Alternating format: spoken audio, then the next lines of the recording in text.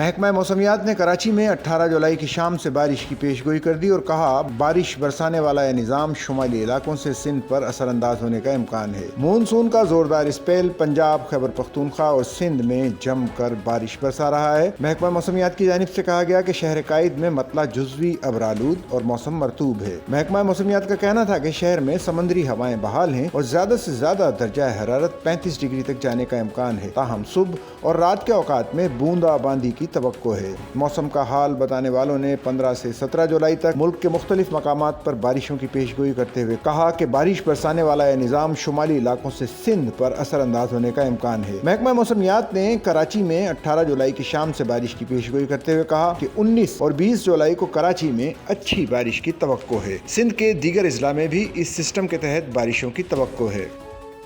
Sachal news net work کی videos میں خوش آمدید۔ ناظرین، ویڈیو سے متعلق اپنی قیمتی رائے کا اظہار کمنٹ باکس میں ضرور کریں اور چینل کو سبسکرائب کریں۔